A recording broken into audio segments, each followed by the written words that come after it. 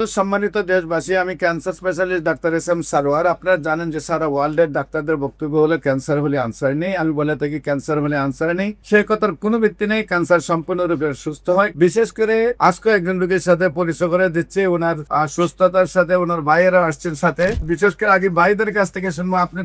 আপনার নাম কি? আমার নাম মোহাম্মদ মোহন সরকার।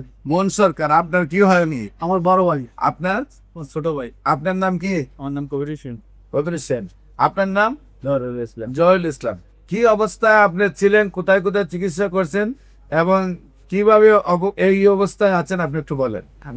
আমার কিডনি মেতে টিউমার হয়েছিল, সিকেরি হসপিটালের মধ্যে অপারেশন হয়েছি। অপারেশনের পরে দিয়ে আমার দিয়ে করাইলো কি ক্যান্সার।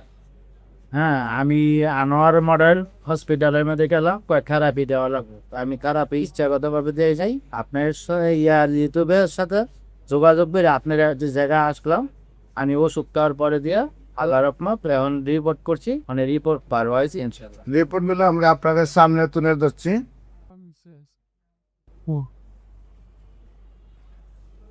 রিপোর্ট সম্পূর্ণ ভালো আসছে। জি, আপনার শারীরিক অবস্থা ভালো কিনা? ইনশাল্লাহ এখন ভালো। মোটামুটি শরীর শক্তি আছে? আল্লাহর রহমতে সম্পূর্ণ সুস্থ।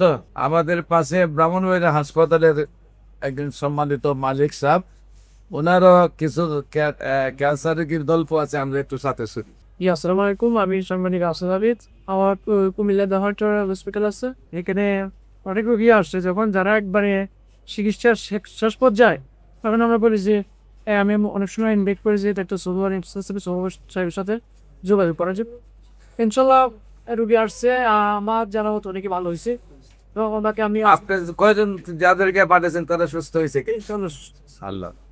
সম্মানিত দেশবাসী, বিশেষ করে ওনার আরো দুই ভাই, আমরা ওনার কাছ থেকে শুনবো। আপনার ভাইয়ের এই অবস্থা দেখে আপনার কেমন লাগছে বা খুব আনন্দ লাগছে। আমার ভাই সুস্থ, ইনশাল্লাহ আনন্দ। আপনার আলহামদুলিল্লাহ। আলহামদুলিল্লাহ, আলহামদুলিল্লাহ।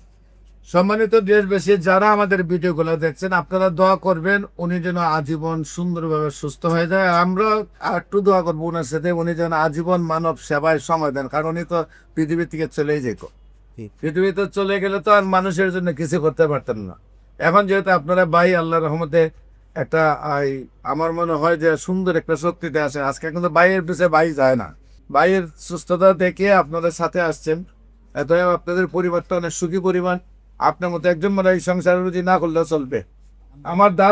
আমার বিশ্বাস আর কি, আপনি যেমন বাকি জীবনটা মানবের সেবা করবেন, আর দেশবাসীর প্রতি আবেদন রইল, আপনারা দোয়া করবেন উনি যেন আজীবন অন্তত ক্যান্সারে আর আক্রান্ত না হন। মৃত্যু হলে যেন অন্য কোনো কারণে মৃত্যু হয়, সেই দোয়াটুকু আপনারা করবেন। যে কোনো প্রয়োজনে স্ক্রিনে দেওয়া নম্বরে যোগাযোগ করার জন্য আহ্বান জানাচ্ছি এবং আমাদের অফিস ভিজিট করার জন্য আমন্ত্রণ জানাচ্ছি।